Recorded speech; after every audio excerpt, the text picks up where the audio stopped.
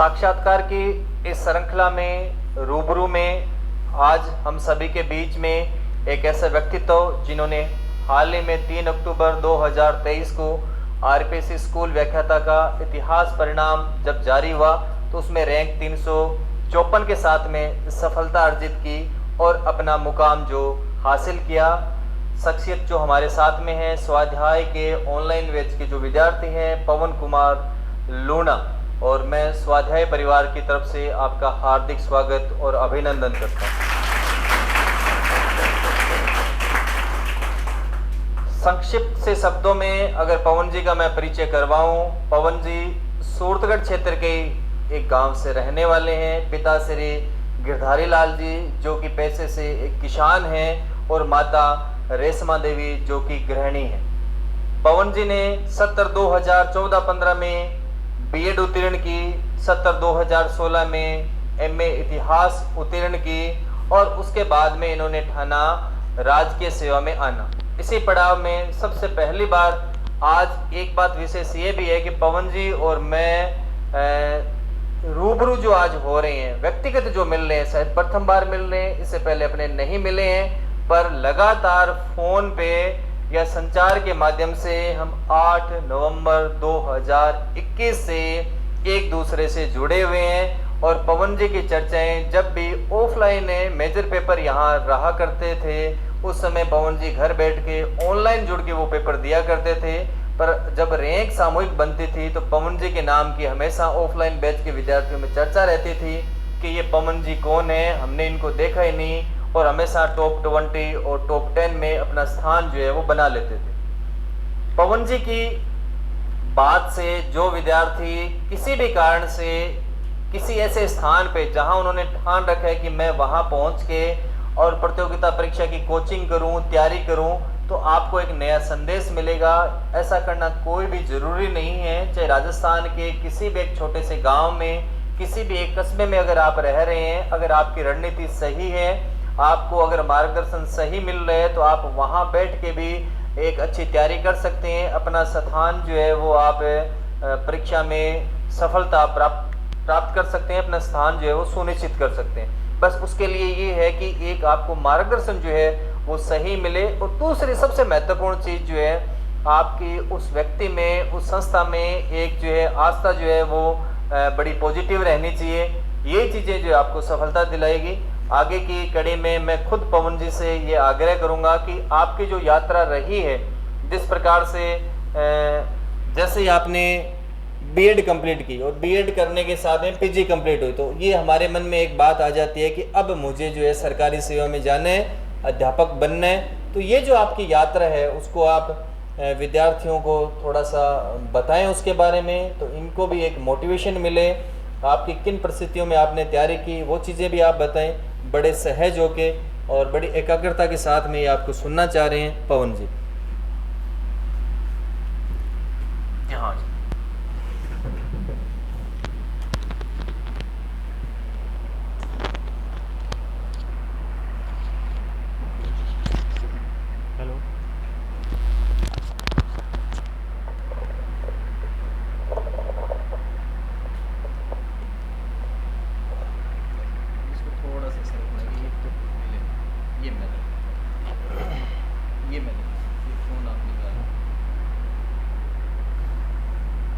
Hello, हाँ जी प्यारे विद्यार्थियों, सभी को नमस्कार। माँ सरस्वती के चरणों में नमस्कार और इस स्वाध्याय मंदिर के चरणों में सबसे प्रथम नमस्कार। तो मैं आपको बताना चाहूँगा 8 नवंबर 2021 से मैं गुरुजी से रात को 10 बजे जुड़ा फ़ोन के माध्यम से कि गुरुजी मुझे टेस्ट सीरीज लेनी है, अब क्या करें। तो 10 बार सोचा अच्छी है कि नहीं है। फिर फ़ोन करने के साथ ही जैसे ही टेस्ट आया मैंने उसको हैंडल किया तो मुझे 100% बढ़िया लगा। मैंने सोचा अब ठीक है, उसी के हिसाब से मेरी रेगुलर जर्नी बनती गई, डेली रूटीन बनता गया और एक बड़ा लगाव हो गया कि मुझे इसी टेस्ट सीरीज़ को ज्वाइन करना है, उसी के माध्यम से मैं पार उतर सकता हूँ। ये तो बात रही यहाँ तक। अब मैं बताना चाहूँगा 12वीं कक्षा के बाद मैंने पढ़ाई छोड़ दी। अब क्या बता सकता हूँ, 3 साल पढ़ाई से दूर रहने के बाद फिर मैंने बीए स्टार्ट की, खेतीबाड़ी की, दिहाड़ी मजदूरी की, मिस्त्रियों के साथ में काम किया, यहाँ तक कि कुल्फी बेचनी पड़ी मुझे, लेकिन उसमें कुछ नहीं मिला। खेती करता रहा, साथ में बीए कंप्लीट हो गई। उसके बाद जैसे ही बीए कंप्लीट हुई तो मैंने कहा बीएड कर लेते हैं। तो 1 साल वाली बीएड थी, 1 साल वाली बीएड और साथ में खेती थी। खेती और बीएड दोनों साथ में चली। कॉलेज जाता, कॉलेज से जाने के बाद वापस खेत में आता, वहाँ से जो नरमा है या कपास है या गेहूँ है उसको वापस घर छोड़ के आता। डेली यही चलता रहा। बीएड कंप्लीट हो गई, उसके बाद एमए किया। एमए के बाद में यही होता था कि 4 ऑप्शन आने हैं, एक कर देंगे, बस अपना काम हो जाएगा। लेकिन ऐसा कुछ नहीं होता। वास्तव में क्या होता है, पढ़ने से होता है। किताबों में मन लगाएंगे तो सब कुछ होगा। 2018 आ गया 4 ऑप्शन के चक्कर में, लेकिन सिलेक्शन नहीं हुआ। नवंबर 2017 की भर्ती रीट, उसमें 94% बने, लेकिन सिलेक्शन नहीं है। 121 वाले का सिलेक्शन था। उसके बाद तो लगातार, उसके बाद में 2020 की रीट आ गई, उसमें 117 बने, लेकिन लोगों ने कहा कि नहीं 130 वाले का सिलेक्शन होगा। अब 117 वाला क्या कर सकता है, क्या आपका तो कुछ नहीं हो सकता।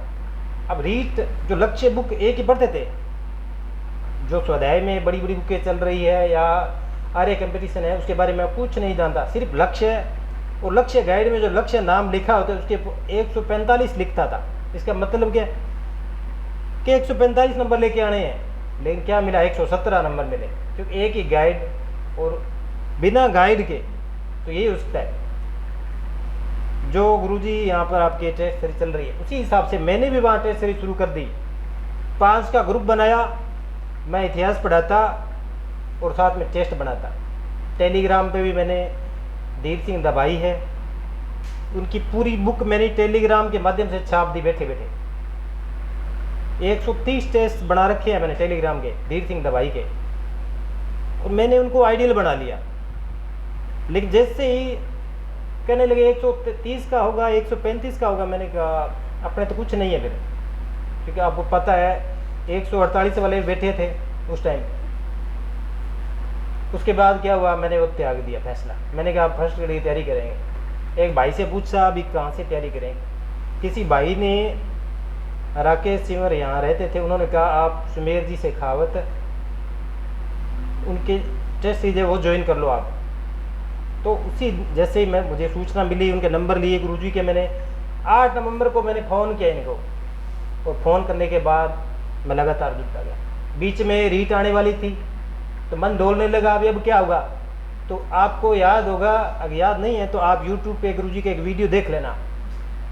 जो बच्चे रीट की तरफ भाग रहे हैं वो ये सोच ले एक फर्स्ट ग्रेड 2 रीट के बराबर है। ये मैंने इनके मुंह से वाकया सुना तो मेरा दृढ़ संकल्प और पक्का हो, मैं अब हम व्याख्याता बनेंगे, पक्के बनेंगे। तो उसके बाद लगातार सुबह, कभी रात को नहीं पढ़ा, सुबह 6 बजे उठा, कभी रात को नहीं पढ़ा, रात 10 बजे सो जाना, सुबह 6 बजे उठना, उठते ही करंट जी के पढ़ना। उसके बाद में और कुछ पढ़ना तो पढ़ लो। 9 बजे स्वाध्याय के माध्यम से संचालित ये हिस्ट्री टेस्ट सीरीज को मैं, जो सिलेबस आता उसको फॉलो करना चालू करता, और शाम को 10 बजे तक टेस्ट करते था। जैसे ही रैंक आती, शुरुआत में मैंने कहा अपने तो कुछ नहीं है, यहाँ तो 108 आ रही है, लोगों के 50 है, या सोचते हैं कभी भी। लेकिन धीरे धीरे गुरुजी ने बताया कि टॉप 20 में आने लग गए, और गुरुजी को एक आइडियल बना लिया। और वास्तव में आप सभी को एक आइडियल बनाना चाहिए। अगर आपके मन में आइडियल का विचार नहीं है, आप ऐसे सोच रहे हो कि हम पैसे के माध्यम से प्राप्त कर रहे हैं, तो आपको पता है दुनिया में पैसे बहुत हैं, बिना पैसे के कोई कुछ नहीं मिलता। लेकिन अगर आइडियल बना लिया आपने, तो आइडियल का मतलब है आपने गुरुजी को आइडियल बना लिया। सुमेर जी शेखावत मेरे आइडियल है, कुछ भी हो जाए मैं उन्हीं के द्वारा टेस्ट सीरीज संचालित है उसी को फॉलो करूँगा। तो ये लगातार चलता रहा। तो मैं ये कभी नहीं देखा नंबर कम आ रहे हैं ज़्यादा आ रहे हैं। और एक इनके टेस्ट सीरीज की खासियत ये है कि शाम को टेस्ट आता है 6 बजे।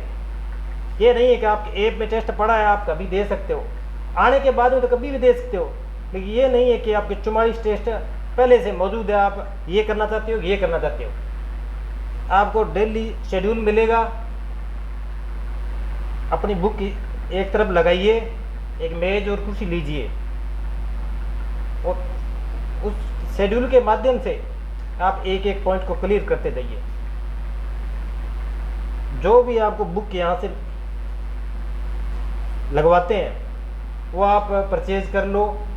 अगर अपने हिसाब से आप पढ़ रहे हो तो बढ़िया बात है। हो सकता है गुरुजी कई बार कहते हैं कि कईयों को मुझसे ज़्यादा ज्ञान हो सकता है पढ़ने में या बुक में, या कईयों के वही आइडियल की बात है। अगर किसी की आइडियल बुक है तो वो आइडियल बुक को ही पढ़ेगा, और अपनी तो एक ही आइडियल बुक है आर्य कंपटीशन।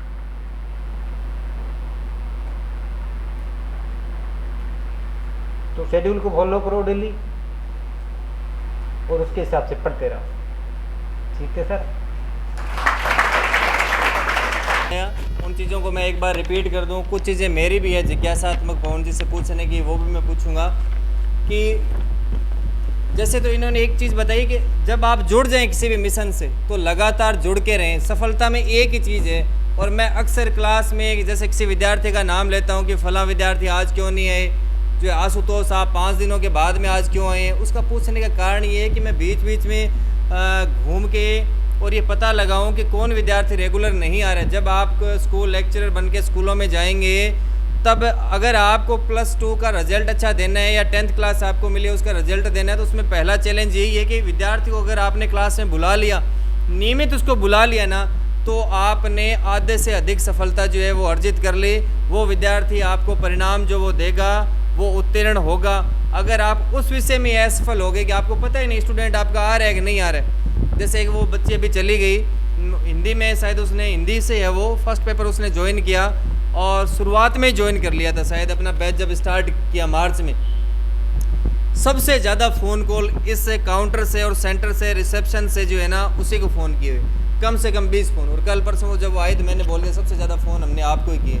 तो टीचर का यही है कि वो विद्यार्थी को कहता रहे, वो दरवाजे की तरह ऐसे सुबह सुबह आगे खटखटाता रहे, जैसे नियति आके हमारा दरवाज़ा खटखटाती है किसी भी रूप में कि तू पढ़, तू मेहनत कर, तू सफल होगा। सिर्फ इन प्रक्रियाओं से गुजर, और सफल होने के लिए प्रक्रियाएं हैं उनसे आपको गुजरना जो है लाजमी है।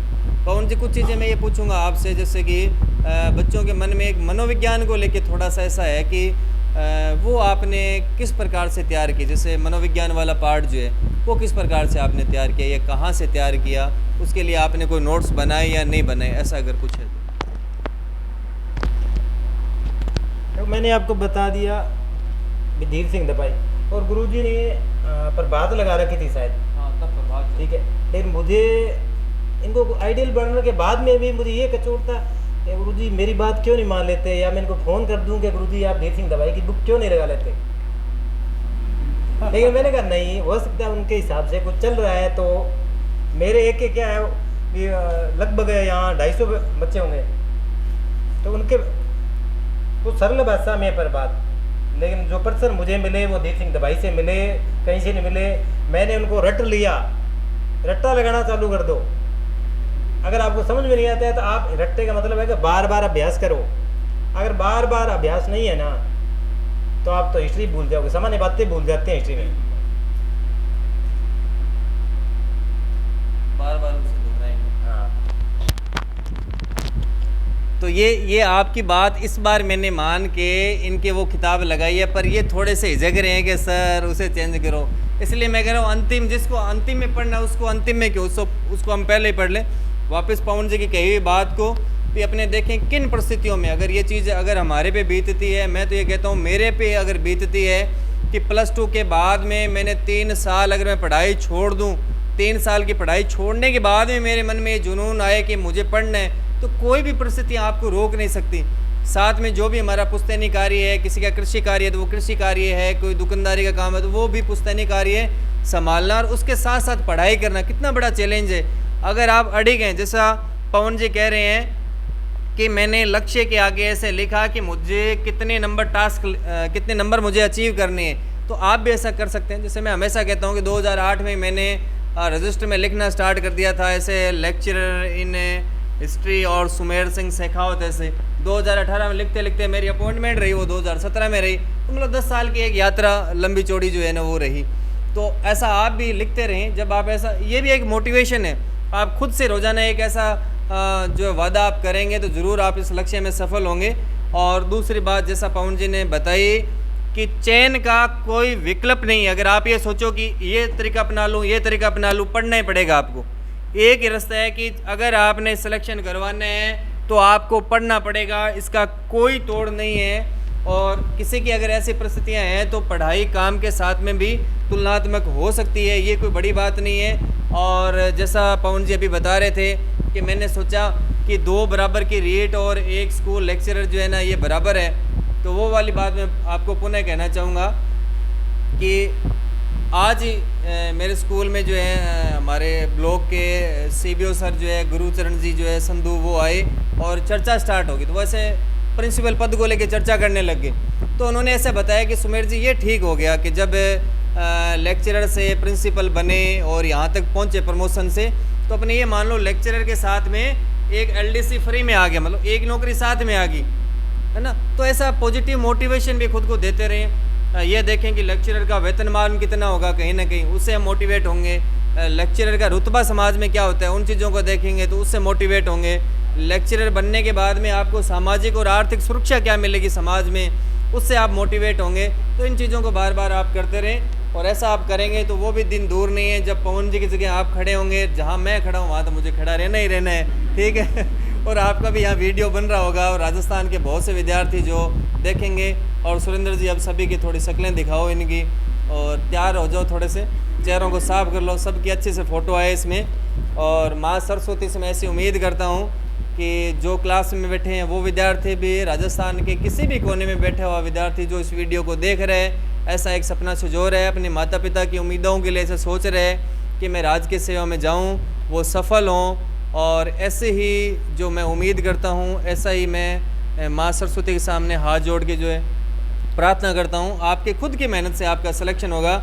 जैसे पवन जी का सिलेक्शन हुआ तो मैं कोई श्रेय नहीं लेना चाहता कि मैंने सिलेक्शन करवा दिया। पवन जी अगर इतने एकाग्र होके, इतने अनुशासित होके, इतने नियमित होके अगर काम कहीं भी करते, किसी भी दुनिया के किसी भी कोने में अगर कार्य करते तो ये सफल होते। पर वो एक बात जो हमारे दर्शन में भी लिखी है, कहीं ना कहीं एक गुरु की ज़रूर आवश्यकता होती है, तो वो आप बनाएं। वो गुरु आपको कहीं भी मिल सकते हैं, वो आपके माता पिता हो सकते हैं, प्राइमरी के आपके जो टीचर हैं वो हो सकते हैं, आपसे बड़ा जो पहले से इस पद पे पहुंच चुका है वो आपका गुरु हो सकता है। धन्यवाद सभी का शांति से सुनने के लिए।